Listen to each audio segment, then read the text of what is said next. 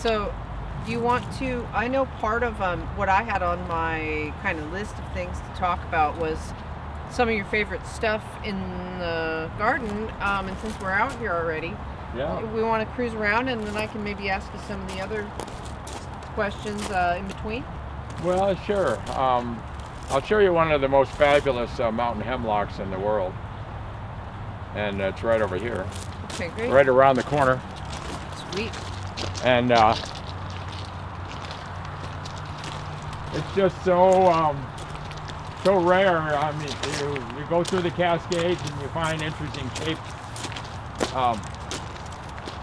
mountain hemlocks, but you never find a tree like that. And it came off of a mountaintop up in British Columbia, a place called Newcastle Ridge, out of Campbell River. Mm-hmm. Only maybe about 3,000 foot level, but an area of maritime snow is the way I describe it. So from up on this mountaintop, you can look down to the east and see the inland passage, mm-hmm. which is where all the boats go. And then to the west, you have the mountains and the ocean.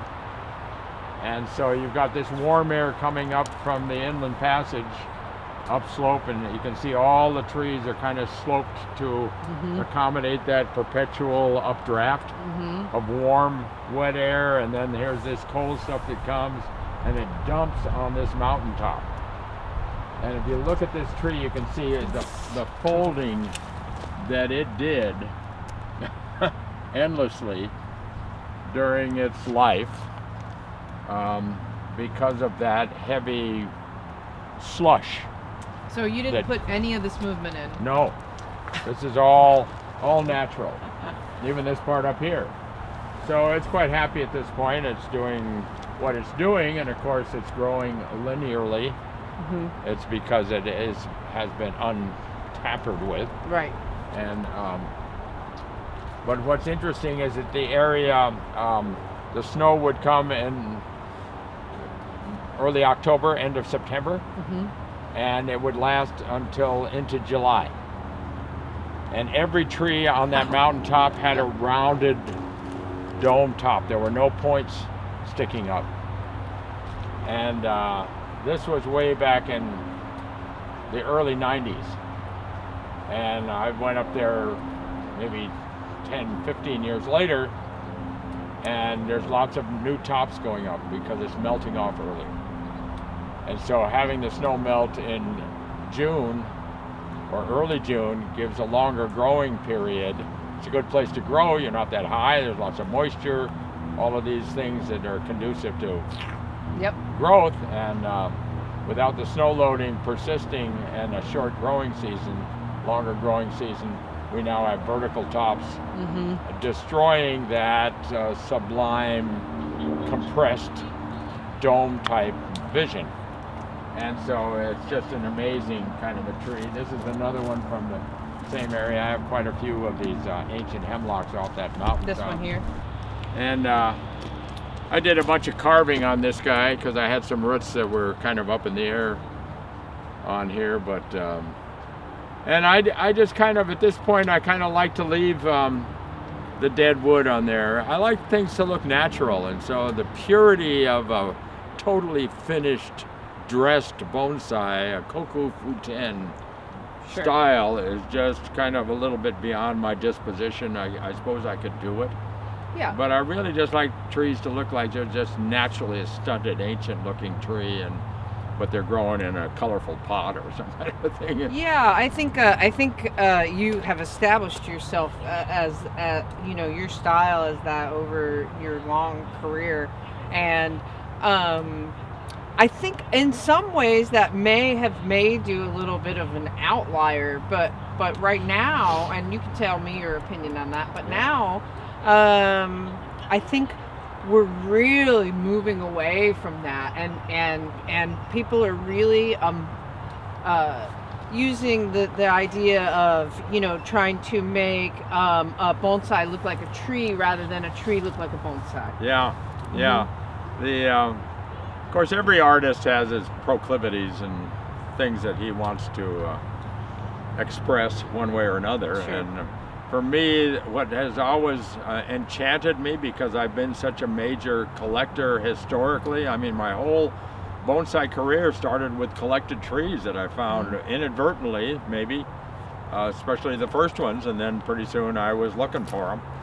But I love the trees that have an interesting story to tell, that speak to the travails of life in whatever habitat they were in. Sure. And how to perpetuate that amazement that it would have survived at all.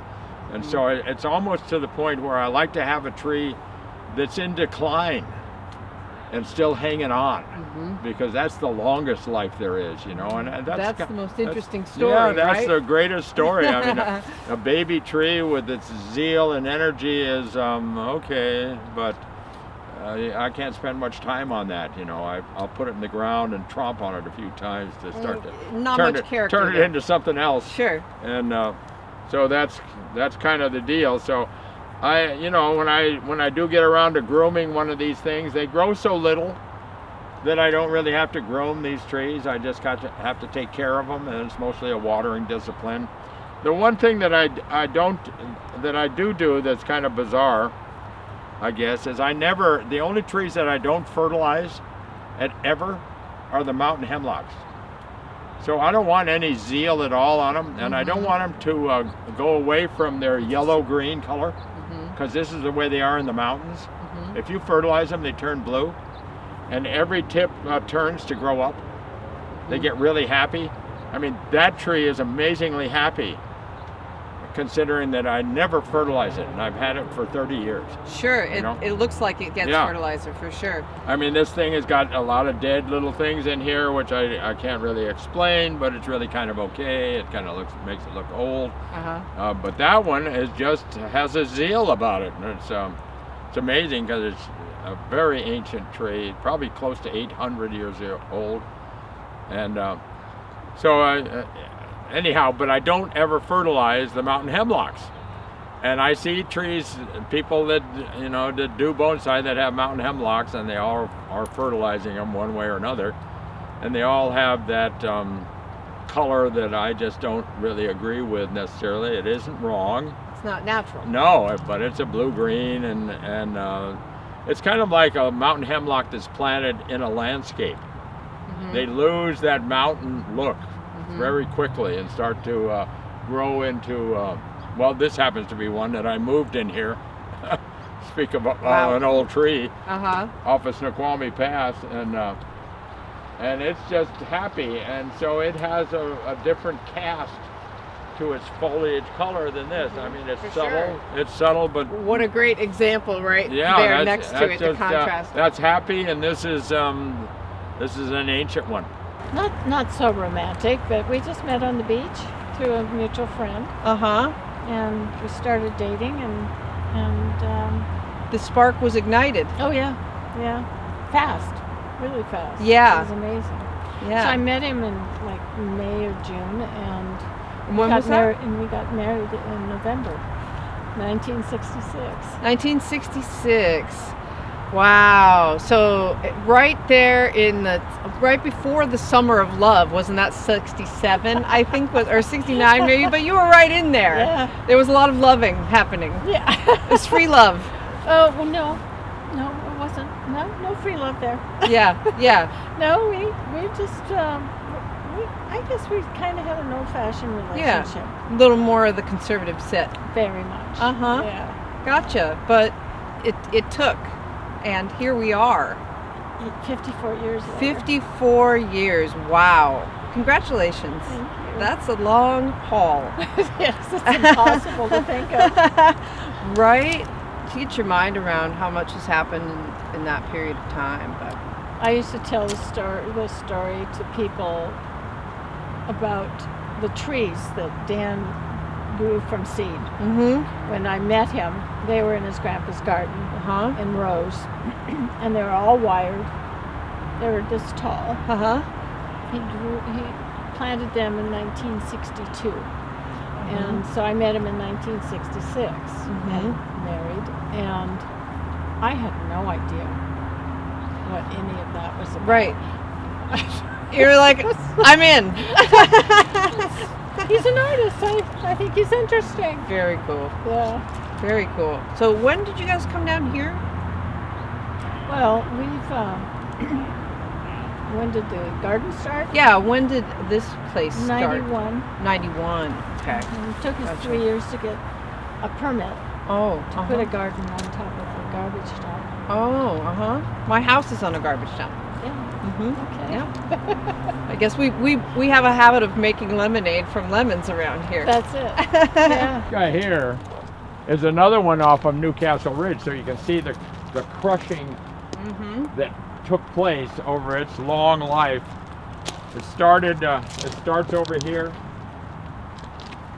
the trunk, and comes up here, comes down over here, wraps around this way, and then lays over the top. This was a branch that was about 6 feet more out here, and it just was a little unwieldy. I mean, up in this terrible place trying to dig these things out and then transport them to my truck. So I just kind of cut that guy off, and I actually counted it, and it was around 600 years old. Wow. It was about that big around. And of course, that's the branch that starts here. And so it really, even though it's all kind of tied in with stuff here, it doesn't tell you how long it took to grow from here to here. Right. So that's just how old it was from here on out. Right. Anyhow, I've done nothing to this tree, and obviously I haven't fertilized it because it's got that nice yellow color. What about this pot? It's got a great old Chinese pot, It's amazing. and it just kind of nestles in there, and I think every once in a while about working on it and bringing some order to the chaos. There's quite a few branches that are just in the wrong place. But among other trees to work on, this guy is pretty okay, just as an expression of, wow, look at that. Yeah, agree. Got this heather in here that hides the trunk, of course, but it's just fabulous ancient old guy with a little baby western red cedar I coming saw up that. in there and some other stuff. Anyhow, that's that old bird, and it's the same story. Just an interesting, great old tree. And refinement is, I really love to get into that kind of detail on certain trees, but I don't care about it on other ones.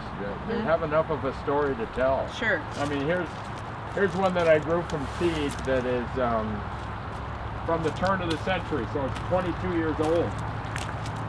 This guy here. And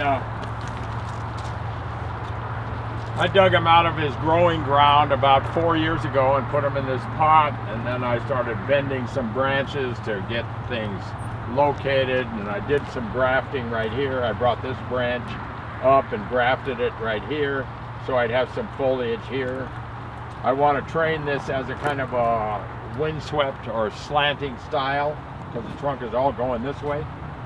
And so I want to cut that off, but I wanted to get some foliage right at this bend because I thought that would be kind of nifty. Yeah. And this thing here is a really kind of a strange thing. This is an example of aberrant growth. So this was a bud that came out.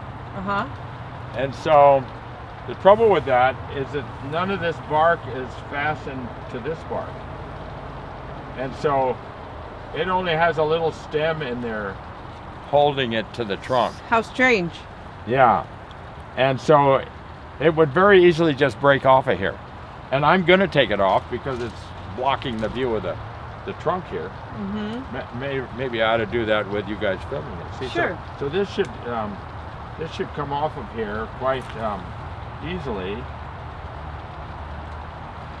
So I want to highlight, in case anybody missed it, this tree is 22 years old, correct? Yeah. Versus this tree, which was. Tell us again. Well, I got the. From that point on, where you counted. Yeah.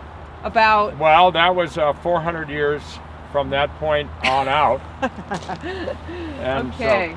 So you can see now what I was talking about. See, none of this bark was fastening to this.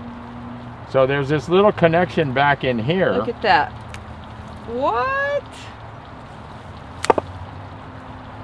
And so What a cool trick. it was just a little bud that was in the bark, and it sprouted maybe 1, 2, 3, 4, 5, 6 years ago. 6 years ago, a bud came out here. And I just let it grow just for the fun of it. Sure. But I knew that it wouldn't, without that as a support, after a while, it pinches itself off. Nature. And I'm sure there's a name for this, that kind of a thing, but you see the bark really never attached to this. It stayed just to that little stem from that bud. So interesting. yeah, so anyhow, it's more better with it off of there. Right, for Because now sure. you really see Yeah. what's going on. This branch here is going to come off because it's going the wrong way. And that's going to come off. And then all of the tree is going this way. And then I've got to carve this, and I've got to carve this big. This was one of the growth spurt tops back here that gave me trunk size. But so that's 20. What is 21 now, isn't it? Yeah. So Yeah, around 21 years old. Yeah, 21 years old. So Unbelievable with that you're able to get that trunk growth with thickness yeah, well, in that short a you period know, of you time. grow them in the ground. It's just like these guys. These are 11 years old in the ground, and their trunks are this big. And Yeah. so you really, if you're growing things for bonsai, and of course I let shoots grow free, but in these cases I cut them off a few years ago because they were up in my trees here. I had about 6 of them in here, and everything was great when they were little. Sure. And then these leaders went straight up in the air, and added that much trunk thickness, and this is about 3 years. So it added that much trunk thickness to the trunk. And what's hard for a lot of people to figure out is it's what makes the trunk big is the volume of new wood that is added each year. And so when you have tiny little shoots like these, the volume of new wood is the wood in this shoot. And that's spread out over the trunk. So Sure. it's tiny compared to this volume of wood in there, and this collectively is a whole bunch of wood that's added, and that's what gives you trunk size. So you really want to let some of these leaders just grow free, because they are what really boosts the trunk size on all these things. And it was the same thing with that one. There was that big thing going up the back, and so. Anyhow. Wow. Okay. So, Yeah. why don't you lead us to another one, and maybe you can tell us on the way how you got started in all this. Well, I should maybe want to do the really ancient juniper. I mean, because it's just a fabulous story. Sure. Do And it. it'd be good to, Yeah. so, Whatever feels yeah. good. It's looking good, Anthony. Finish this guy up for me. Yeah, right. It'll be another couple weeks. We'll get it. Yeah, so, one of my favorite, I guess what's kind of coming to mind in my advancing years is that most of bonsai to me is kind of a craft at this point. Branch design. They all should leave the trunk going down, and then they should all be gnarly. Linear growth is the enemy because it speaks to juvenile zeal, and the reason why it's so linear is because the roots are so close that's delivering all this water, which pushes the growth out. On old trees, the root system is so long that the pump is failing.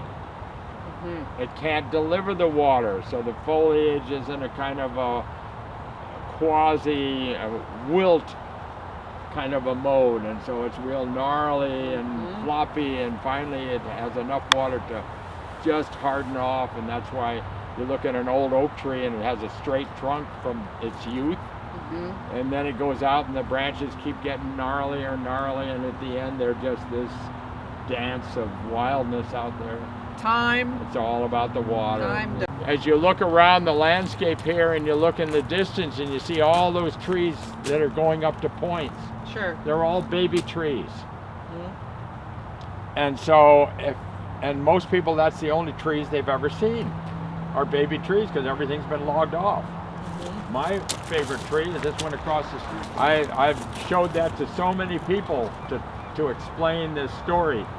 When you look at all those trees, all of them going up to points, they're all babies, except for the last one. You can see a dead top on the top of it. I see it. And then, of course, there's a tree in the foreground, but it has a big trunk. So that's an old growth tree. For some reason, they didn't ever log that, just like this one.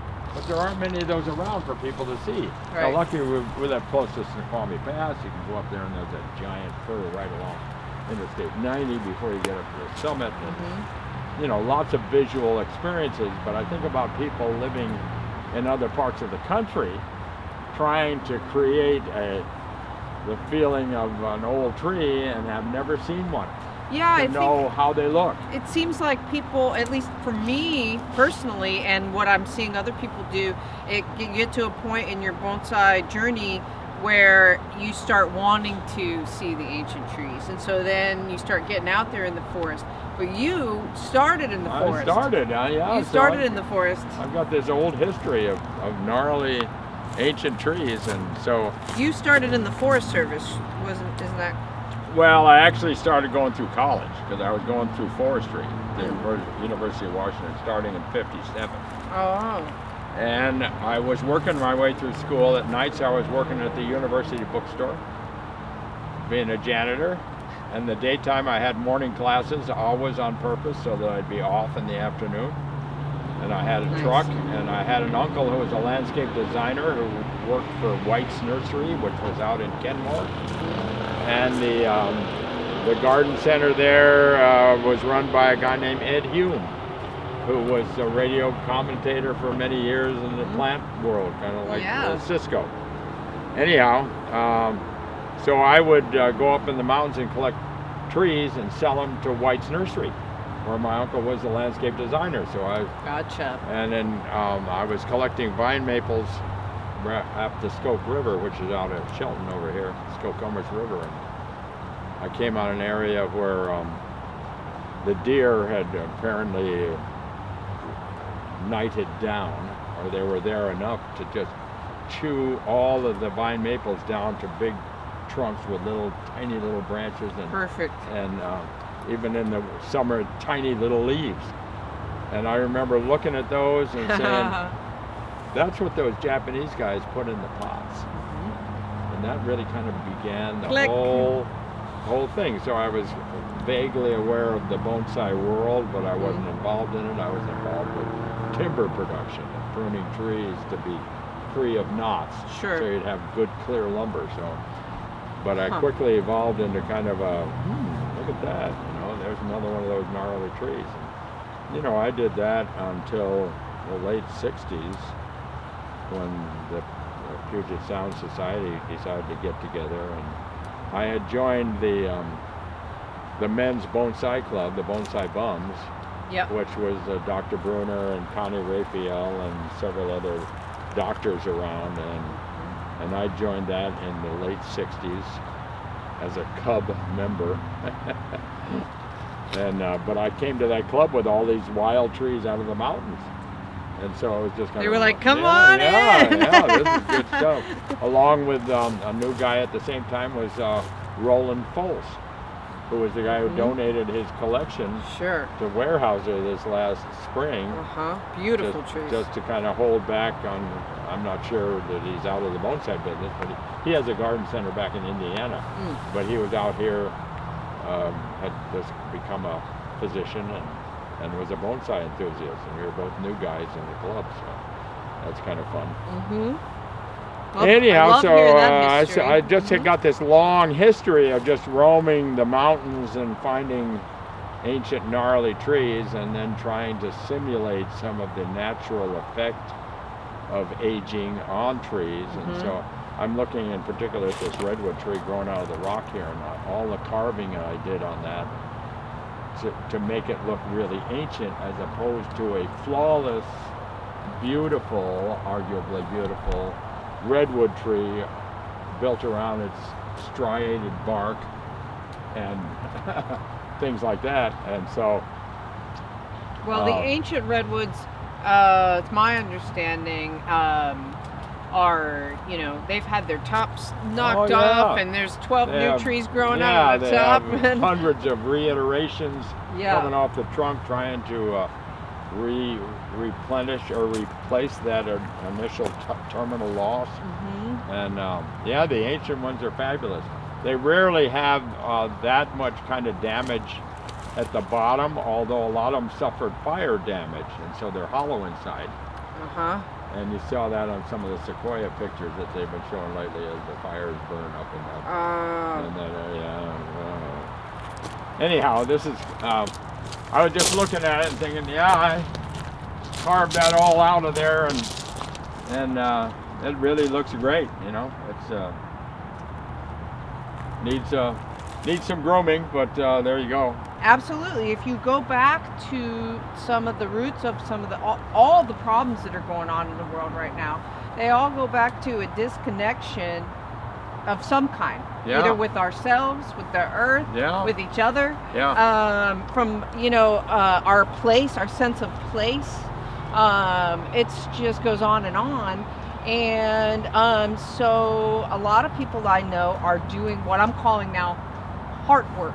It's sort of the work of reconnecting ourselves to our hearts. And so that's what I try to do with bonsai, is connect people with nature and themselves through bonsai. Well, that's great. That's exactly what I come in.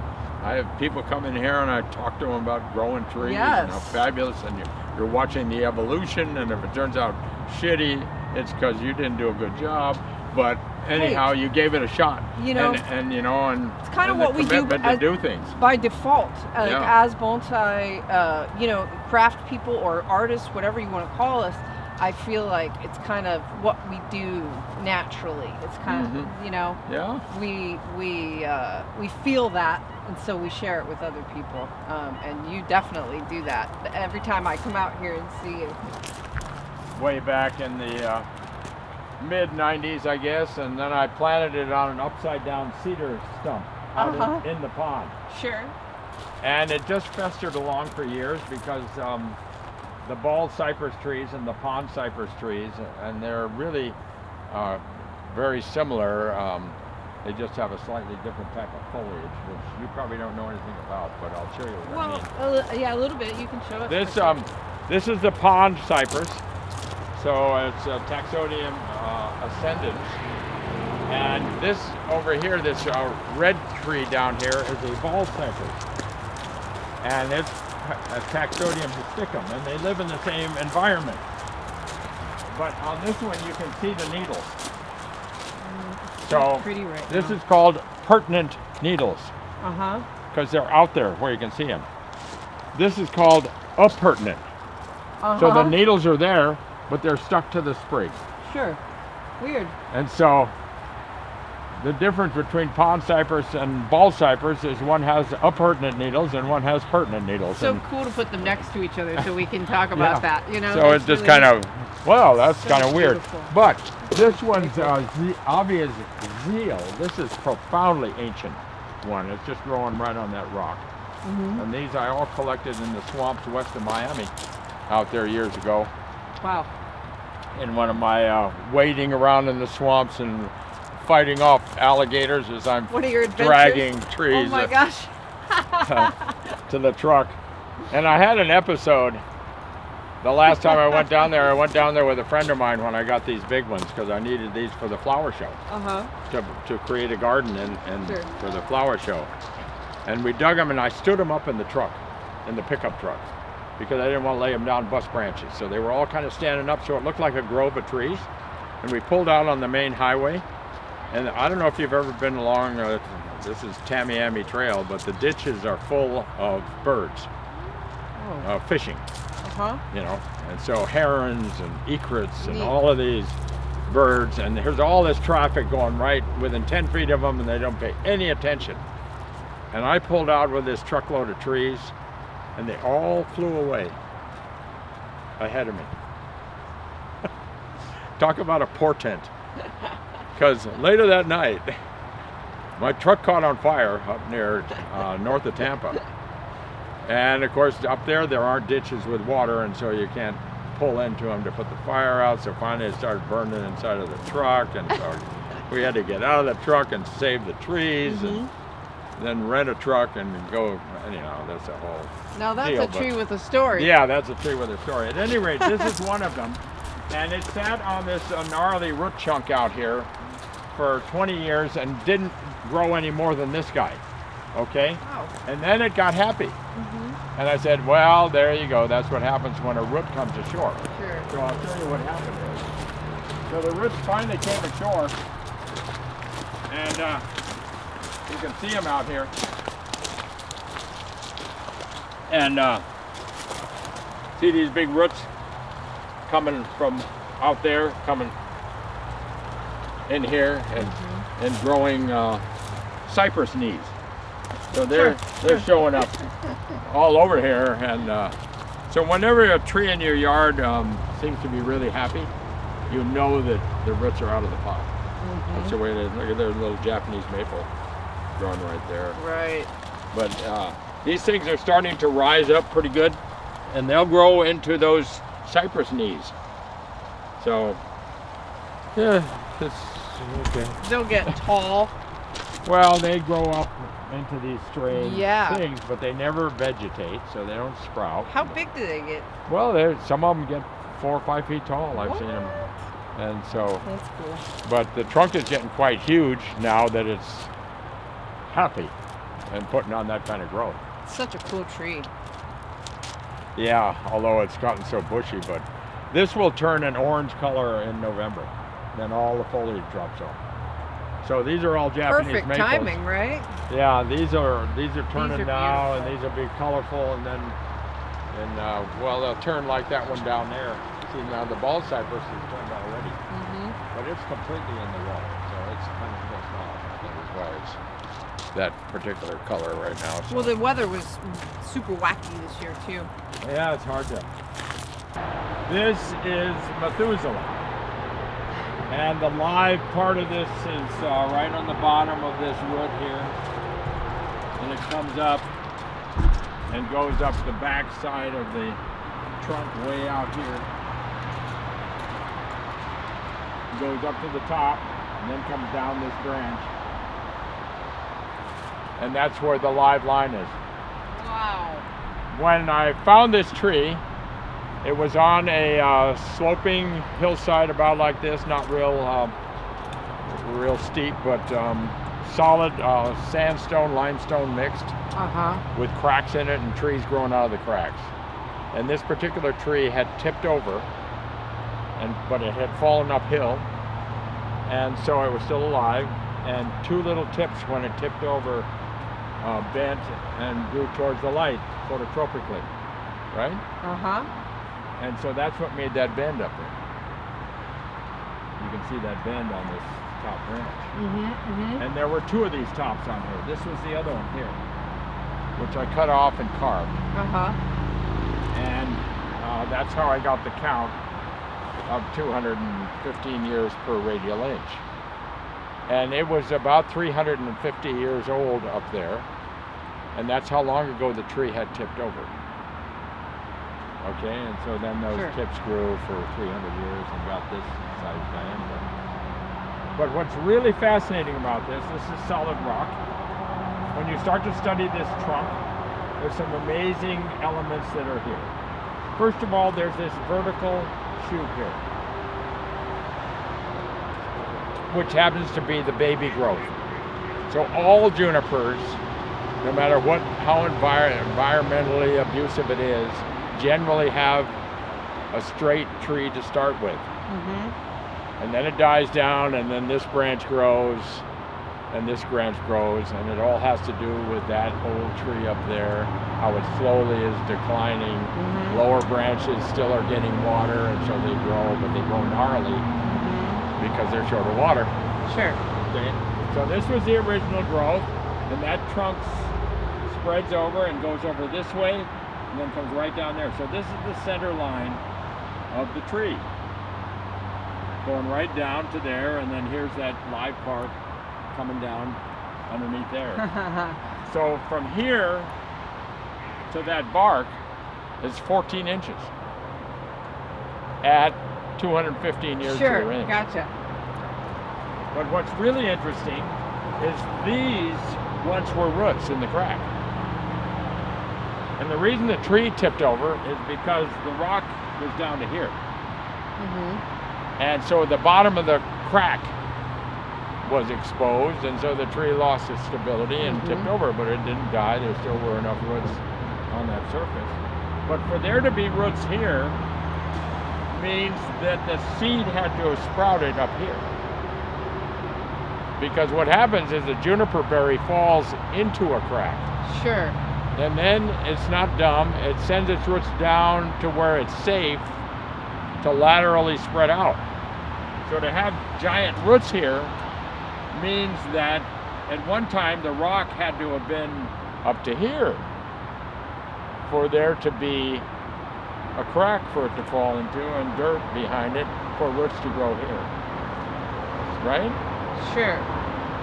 And so about this much rock has disappeared Eroded. over the life of the tree Amazing. in a place that gets at best 12 inches of moisture a year, and it's high desert, and it mostly falls as snow, which then vaporizes in the sun rather than melts. And there's no rivers flowing through, and no wind factor to erode the My limestone, next sandstone. question. How old is it? Yeah. And these roots were exposed so long that they just gradually, it's the vaporization of wood under the influence of the sun is called sublimation. So sublimation is what erodes mountain wood and desert wood into its vaporized, delicate states, you know. And there's this great example. I can't believe my 7th grade science class just came in. Finally, I have a use for sublimation of wood. Right? Fabulous. We did that in a test tube, basically. In science class. And so I try to simulate that with my carving. Cool. And so I carved this thing down to its skeletal remnants. I carved this tip. I did some venting in here. I didn't do anything to this. But at any rate, from this center line around there to that bark, which is all in the back edge, is its radius. But that whole story of the rock gradually eroding, right, when there's no reason why it would erode, right? It's not like it lives here where you get all this rain that washes the rock away. Yeah, I mean, it's like, you know, brushing a feather over it. How long does it take to erode that much rock? And so I put some shimpaku grafts on here a few years ago, just because the tree was kind of unhealthy. But it's become really healthy, so it's loved the climate change. It's hotter and drier, and so all my junipers now, I wouldn't have to graft them. But I grafted a lot of them because they just were pissed off with the amount of rain that we used to get. You know, it's just kind of field observations, and I don't really have any scientific basis other than I've sent some samples in to have them counted. I sent one into Weyerhaeuser that came off a tree, cross section, and it was 235 years and 5/8 of an inch, which is almost 500 years per radial inch. Whoa! Right?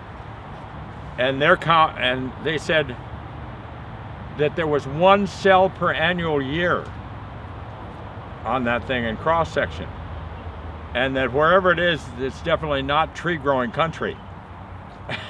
Wow! And it was just, wow, those kinds of things just excite me. It's fascinating that you can disrupt the usual with this unimpeachable evidence, more or less. I mean, my whole concept of that tree, how it slowly dies down and the branches grow gnarly because they're short of water.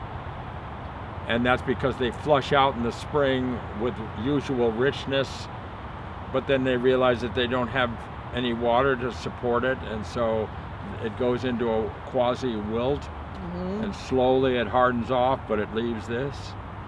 And that's what makes the oak tree on old ones. Young ones have all this.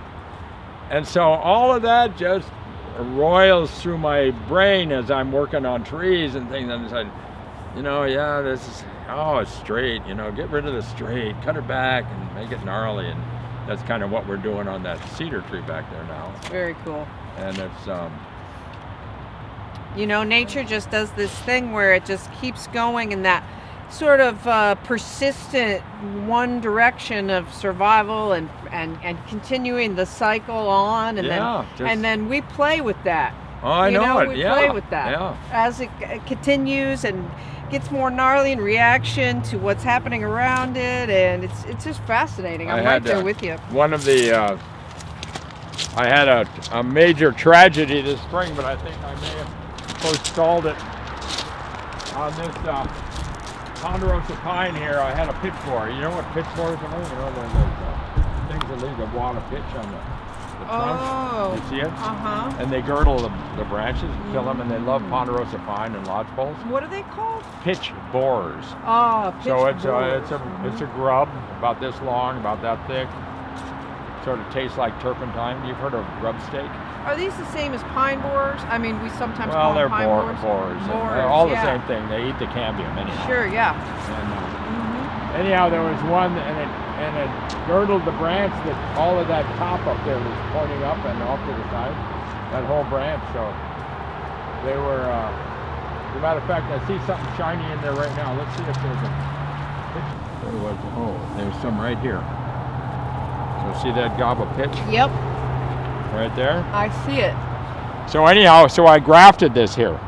So this whole top here was going to die, starting right here, because he ate around this branch right here. And so I bent this branch over and grafted it on as a kind of a bridge to get moisture to this. And of course it's happy. Tricky. But these are the culprits here, these guys here.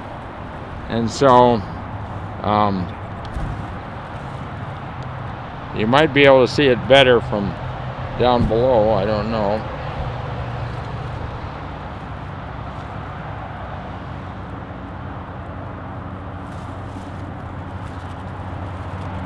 How's your shot over there? Because you can kind of see it from here. Oh, actually right here is good. Okay, good. Yeah. Look at that. Even I can't get in there to get this. Look at that. Lot of stuff.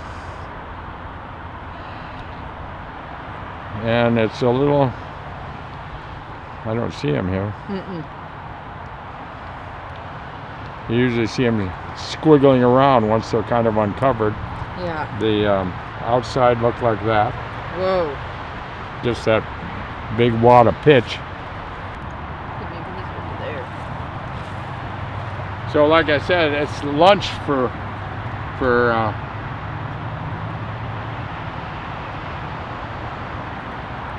these ponderosa pines and the pitch borers. I clean these things out and rub my pruners through there and hope that I've killed them. Mid-60s, I was collecting alpine firs from an area on a Tannum Ridge that's up above Yakima, the White Pass area. And they were clumps of alpine firs from up there. And growing as an understory in those clumps were some mountain hemlocks that were really quite old but highly suppressed. And I pulled two of them out of this thing, and they were maybe this big, but probably this tall, and maybe 30, 40 years old, it's hard to know. Yeah. And I planted them together in this pot back in the early 60s. And then I never have done anything with it. So all I've ever done is, because of mountain hemlock, I've never fertilized it. All I ever did was water it. And slowly these two trees grew and grew and grew and died and grew, and so they were like a wild tree in the mountains. And so I just let them evolve on their own, other than when I put them in there, I had wired the trunks to be interesting. So they were at least kind of gnarly. And then this one got burned up in the heat this year and killed this one over here. This one still is reasonably alive, but these are my, this is benign neglect. So you don't protect anything? No. So. Well, just the tropicals and stuff. Yeah, right. So are you you have any designs on carving that dead side? No, I'm just gonna let it evolve, but this is the kind of thing that if you were up in the mountains looking for a stunted tree, you'd be really excited if it came on this. Yeah, sure. Wow, look at that. I imagine you've got a number of those around here. Yeah. With root Is that growth. what's going on there? Yeah. Gotcha. You know, that's pretty near 60 years Amazing. of just sitting in there. And so you don't pull it out and do any, do you prune the roots? No, I never root prune anyhow. So I don't repot my trees at all. But you don't repot or root prune? Well, it's kind of the same thing. Well, I mean, generally they talk about repotting, meaning. Well, sure, yeah, but I don't root prune my trees. Yeah, no, I mean, I was thinking in terms of like a repot being like a full change out the soil versus maybe just pull it out of the pot, prune a little, and put it right back in. I don't do either one. Gotcha. So none of these trees get repotted or root pruned or anything. And they don't suffer from being. They don't. No, they're fine. I have to prune them like crazy to control them, generally speaking. No, it's kind of the whole thing about root pruning. Root pruning to me has always killed trees. And so the one thing that you don't want to tinker with on a tree are its roots, because it's life support. Now the Japanese certainly, at least a certain portion of the Japanese, ascribe to the importance of frequent repotting or root pruning, or whichever that mix of things they choose to do. And of course, if you use akadama, you really have to do it. Akadama is a soil type that they turn out that after 2 or 3 years, it breaks down and turns into gunk in the pot. Sure. And then you don't have any air in the root system, and without air you get no air spaces. Without air spaces, the white root tip can't find humidity to assimilate and turn into the water stream. Mm-hmm. So you got to do it. But I killed my last one about 35 years ago and decided I don't know why I have to keep doing this, just because someone said you're supposed to repot your trees every 2, 3, 5 years, something like that. Well, all the literature tells you. Well, the way I'm being taught is to do the repot when it's necessary. So, in other words, when there's loss of percolation, or when you want to do a style change, but not just on any sort of an arbitrary schedule. Well, that's a little bit better. So that's the way Ryan is teaching us how to do it. Well, he's probably been hearing me talk about never repotting how it kills trees. So he may be evolving. He's aware. That's where he came from. But he has total respect for you and for other people who do things in a different way, especially if they've had enormous success doing it in their way. He's doesn't disparage anyone for rocking their own technique, you know. Hey, so there was one thing I really wanted to talk to you a little bit specifically about, and that was the project that you did with the redwoods, revealing the Nabari. Mm-hmm. Could we go take a look at those? Sure, but let's go this way and spend just a little bit of time on the tree I sent back to the national show. Okay. And because it's right around here. Was that this year? Yeah. Oh, nice. Okay, let's do it. So these are all old trees. These are old trees. You got a few old trees. This is kind of a classic, this maple here. And, it's beautiful. Well, it's just an amazing ancient thing. Back in 1961 or 2, I was at Fort Lewis, and this was before I-5, and I had a girlfriend in Shelton, And so I would drive around through Olympia to get through there. And in the fall, coming up from the Nisqually Delta, so the Nisqually River dumps out just south of Fort Lewis in there, and you're down low, and then you climb up the hill to Olympia along Old 99. And I noticed these red leaves back in the fir trees. And I says to myself, those can't be vine maples because they never turn red if they're in the shade. Huh. So I was a vine maple kind of savvy So guy. smart. And so I said, something's strange in there. So I pulled over and walked into it, and there was what they did is they cut through the bank. There was a bluff, and then it dropped down to the Nisqually River. And they just made a big cut in the bank and brought the highway down that way. And then apparently, and they must have done this in the 30s for Old 99. I never tried to track it down. But there's a railroad trestle going into Olympia along Old 99 there. And there are Japanese maples around there that are real old. So apparently when they built that highway and they did this cut, they planted some Japanese maples in some crucial spots. Sure. And then never tended them. And so then the forest grew up.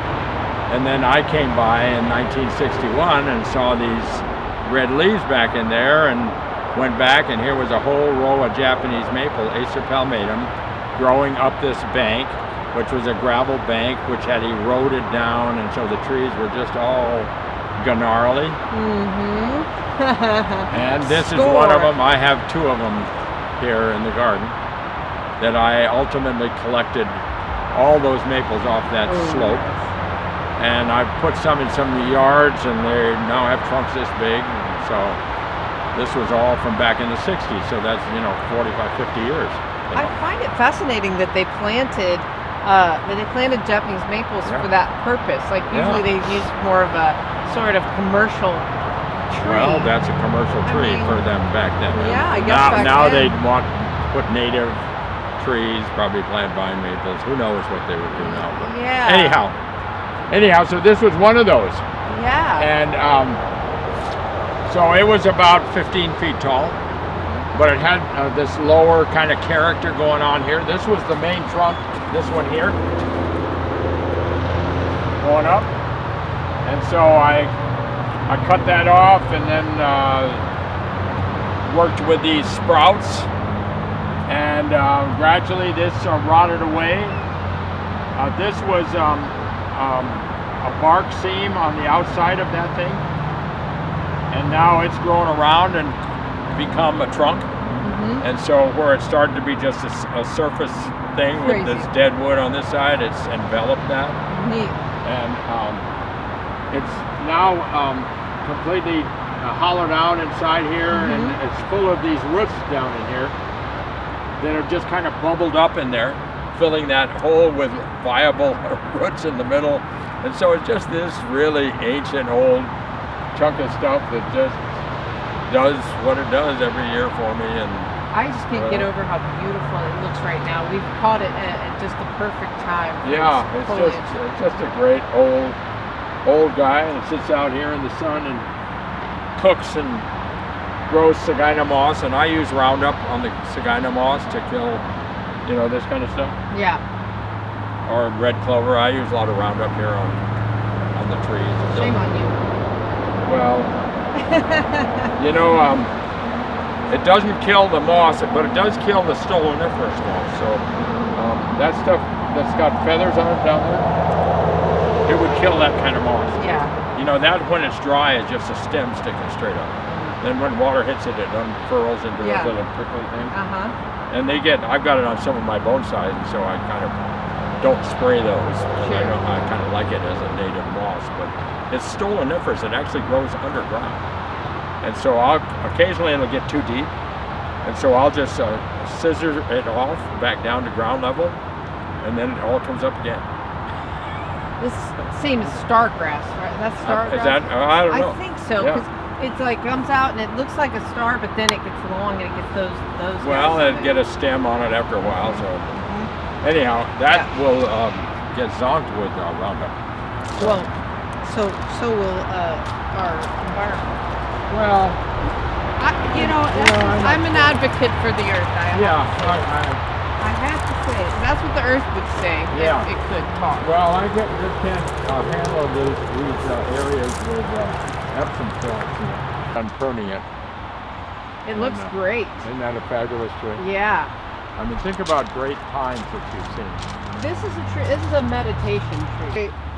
Yeah, this is. I've got a whole mountain of the clippings back That's a here. good one. We got a good one.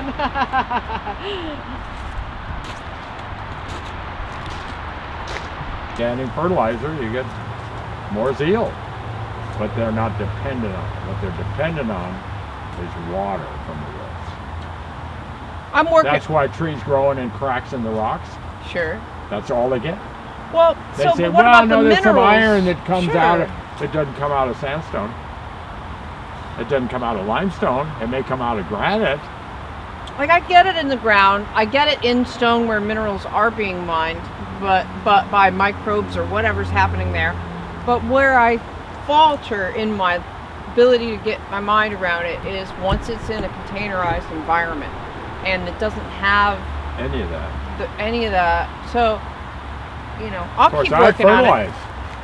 I give them Sure. Miracle Grow Right. because nitrogen makes for happy trees.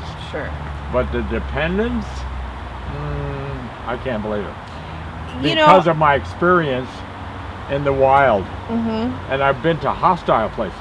And Ryan has said this. He said trees don't really need fertilizer. He's said that in the Yeah, past. yeah. But we use it as a tool to manipulate Well, that's growth. right. Yeah. And but- so that's but, all yeah. well and good. I just think that it's important for people to realize that all you really got to produce here is a friable enough soil that white root tip, and you saw them in there, can get humidity. Sure. So Because that's what happens when it's too locked in there for it to be friable at all, or for percolation to occur, any air to get in there? then you've got a bigger trunk like this. Because roots don't grow. Interesting. I Huh. mean, that's why that was that big, because it was in this pocket Right. and no more room for root growth. It's so fascinating, Dan. I know It's really interesting. It's like I showed you this. Well, I didn't show it to you. This one up there where the whole inside of the tree is rotted away, and now the camia is growing through a knot hole back inside the hollow trunk. Nature. It just puts you into a whole different mindset of what is possible, or what. Anyhow, that's just. I've just had these experiences, and it's. Very cool. It's really dangerous because I don't believe anything anymore. I was really proud of it because it is such a departure from the order. The order on pines is that you see some of the trunk and then you got this helmet. Mm-hmm. Right? This is Koku 10. Sure. Perfect. Mm-hmm. Yeah, I mean, did you hear about the show? This guy is so. You mean the national show? Yeah, the national show. The one that won? The guy who won, Sullivan, he's from back east, he's a very beautiful. Suthin. Yeah, I can never get that right. And he won 5 first place awards because he met all of the criteria. When I saw that tree, I thought, oh, it's kind of a dirty shame that a traditionally styled tree won this year, because I feel like we've evolved beyond that. Yeah. I really feel like we've evolved beyond that. I think Ryan does too, and he's talked a lot about the judging and how we need to maybe take a new just approach. don't follow those dictates. Yeah. I mean, what it gets down to is the only real way to award is to have people's choice. Sometimes the system is set up, yes, right? The people's choice ones really tell the story. Yeah. I think sometimes the judging system, it sounds like it's set up for failure in terms of anybody who's an outlier, doing something different. Yeah. They're not checking the boxes, but the boxes are flawed. Yeah. At this point, Yeah, the judgment. we've That's evolved. good. Sure. I mean, that one of his, We I know looked at better it now. just as, it looked like some groomed fat body. Anyhow. I agree with you. I don't agree really, with you. it's not a big deal about winning. I don't really care. I just want people to see what I do, and then you have some choices of what you like to do in bonsai. So anyhow, this is the one that I sent back to the show. Yeah. Now that's amazing, Dan. Wow. That's a And wow. the only thing that was a little bit unfortunate, I was persuaded to use the other side of the front because the live top leaned towards the viewer. They got you. They got They me. roped you in. They roped me in, and they didn't put it on a turntable. If they would have had it on Oh, a turntable, no. it would have been fabulous, because this is the side that I really like. But take a look at it from the other side. You Sure. can walk up and down. And it's quite beautiful, but it just doesn't have the dynamism. You know, it's great. It's still got the great Nabari and all that, but it doesn't dominate. It didn't dominate It's by a the. different experience. I know it. It's a totally different experience. This way, you're drawn into the tree a little bit. You want to sort of watch the trunk, but on the other side, it feels It has a wildness. yes About it. And on the other side is sort of a pleasure stroll. Yeah. This side is sort of more of a rock climbing expedition. Yeah, exactly. Yeah. And I see that. It's really a shame they didn't get to see both sides. And the other thing that was kind of fun is I made a stand for it that hid half of the pot. So I carved this big redwood thing and hollowed it out What? inside and set down inside. So it came Cool. up. See that white line on there? Yeah, So you didn't see the bottom. So it looked like it was only that deep. that's so neat. And it was a gnarly root type stand that's Wow. But And did you get any recognition for it? I don't know. You know, you don't ever hear anything about it. But according to I'm sure Vicky you and wowed Eric, some people. Eric kind of parked by it. He went back to the show. And he was there for the whole thing. He said people love that tree. You could see it from a long ways, and as you get closer, it got better and better, obviously. Well, and But- as our aesthetic eye Yeah. collectively evolves, I think people are starting to realize what you're doing, Dan. They just don't. They Yeah. just didn't know. And Yeah. I mean, that's kind of a function of the Pacific Northwest not really tapping in To the to usual, what we yeah. have, what the potential we have here, the history we have here, what the experience we have here between you and DeGroot and a handful of other people that are really seniors Well, in this field. People just don't know about us over here. Yeah. They just don't know about us. I've asked people a number of times from other parts of the country, you know who Dave DeGroot is? Do you know who Dan Robinson is? And they don't. Yeah. But I think that's changing as we change our aesthetic. Yeah. What we like is changing. And Well, people are like, whenever- oh wow, look Whenever somebody shows up out here, they're always, yeah. I send So- them over here all the time, by the way. Yeah, I'm a fabulous, guide yeah. at the museum. yeah. So I am like, hey, if you haven't been out, Appreciate it, yeah. because they Yeah, we've been busy. so you know, enthusiastic about the trees, and then I say, hey, you know where there's about 300 of them. Assembled stump sprouts. And just shows that it's happy, you know. This probably came from, I'm sure it did, from, who are those folks down there? Valperian? Zach. No, boy, they sure took it, didn't they? Yeah. Zach and his dad. Zach, Northern Arcata. We're over there. Wait, no, that's not the back country. No. Anyhow, they collect all the redwood stuff. Uh-huh. And, Well, that's Redwood Shyman. country.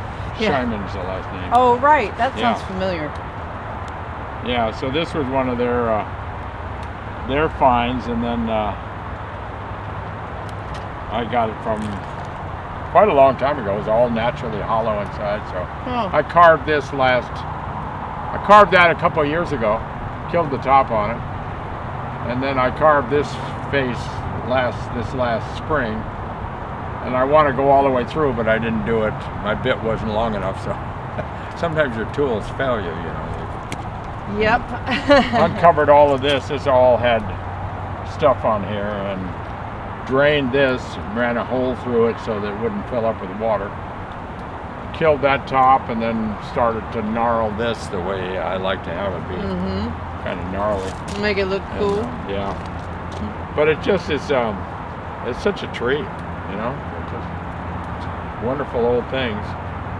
It's very cool. It looks like it's 100,000 years old. Yeah. Looks very old. Yeah, yeah. And of course it's got this viability that just keeps poking out, which is always reassuring that still continues to happen. Good stuff. Staying happy. Yeah. I love this stuff that you do, Dan. You kind of have taken this to a level that I haven't seen anyone else do with the succulents and the. Yeah. I mean, look at that one. I know. It's so cool. I just love those little sedums and succulents and stuff like that. Yeah, I started doing it a and, little bit. Yeah. Especially in trees that are either tropicals or high water movers. I feel like they do a lot better. Yeah, it's just kind of fun. Here comes the woman in my life. I guess With somebody. Yeah. Did you see my moss maple here? It's kind of world famous. Just to demonstrate I do that remember seeing it out here before, but I had forgotten about it. we're pretty successful with moss here in the Northwest. And, I mean, that's about 8 inches thick. People have moss envy. I know. And when I'm on the chat with my live streams, I watch. People are all over the world, really, but especially in other drier parts of the country. Arizona and California and Texas. They. What do you do about this moss? And I tease them sometimes. I say, "Oh, what? You can't just walk outside and gather as much moss as you want whenever you want." But What's wrong with you? Some on the ground here. just gather it up and use it. This used to have some Nabari. So cool. Actually, this is an air layer right here. It's so neat. And the father's right here. So. That tree is so happy with it. I mean, Yeah, it it's doesn't like, seem to. they're friends. I suspect there's roots up in there. Right. You know, as a water source, this would be pretty good stuff. So.